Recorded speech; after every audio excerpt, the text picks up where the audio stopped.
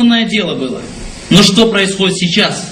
Вернувшись на свою землю, с пиром и музыкой наших дочерей отдают сожительницы за немусульманина. И кто вы думали?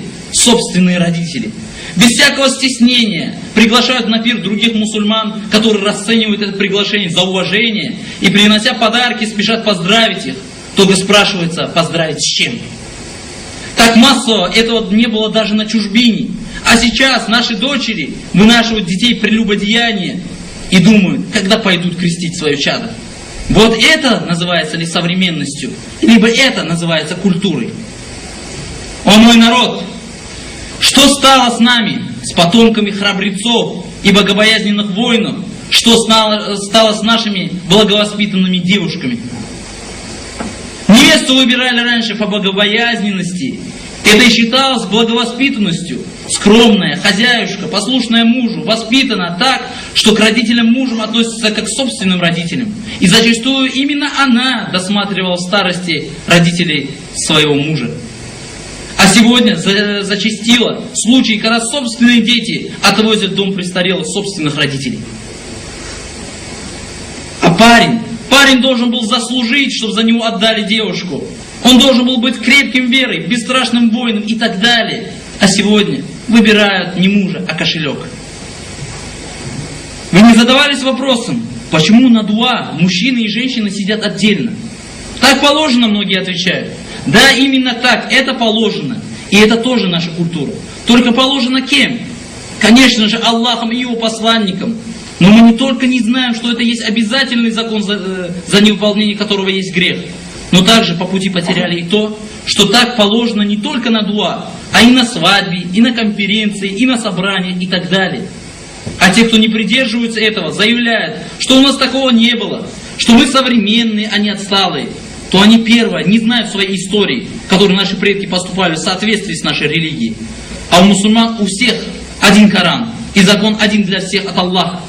Разве можно назвать современностью для нас то, что является грехом? А что сделали с воинственным духом нашего народа? Его всячески пытались вырвать из наших сердец.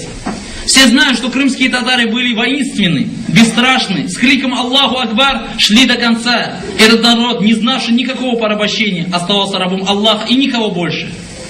По сведению некоторых историков, раньше старики собирались и собирали вокруг себя молодежь и рассказывали этой молодежи свои героические военные походы, про победы и боевой дух народа. А сегодня, о чем ведется речь сегодня между нами? О рассаде и огороде, о сплетнях и клевете, вперемешку сквернословием. Ну что сделали с нами? Даже из нашего национального костюма убрали кинжал, сучив нам палку пастуха, будто бы мы и весь наш народ всю жизнь только летел, как пасовец. Вся история крымского татарского народа свидетельствует о воинственности этого народа. Даже надписи на могилах свидетельствуют нам об этом. Так, например, через века доводит факт воинственности могила хана Крым-Гирея, на которой написано: «Он творец, всегда жив и вечен». Война была ремеслом знаменитого Крым-Гирея. На могиле хана Мурат-Гирея написано: «Так как он пожертвовал собой в священной войне из любви к Аллаху, то да наградит его Аллах и причислит к карбалейским шахидам». Все беды и проблемы нашего народа из-за того, что мы отошли от своей культуры и стали ярыми приверженцами порочной культуры, облаченной в татарский язык, различные сказки, легенды. Но какой человек будет строить свою жизнь на вымысле?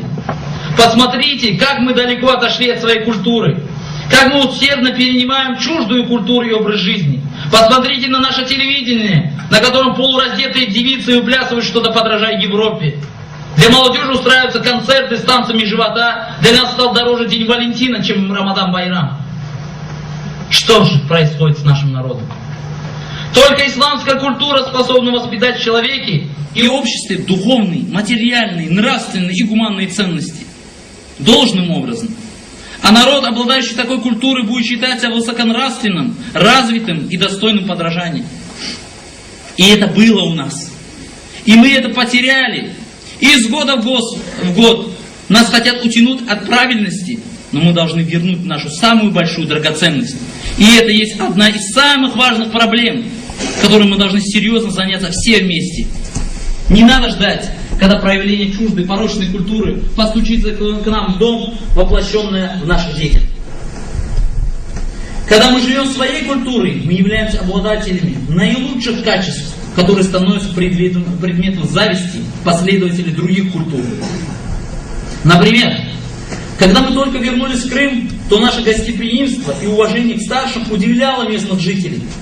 Но из года в год даже это, то малое из нашей культуры, мы начали терять. Почему такие перемены к худшему? Да потому что мы предали забвению самое важное, основу нашей культуры, нашу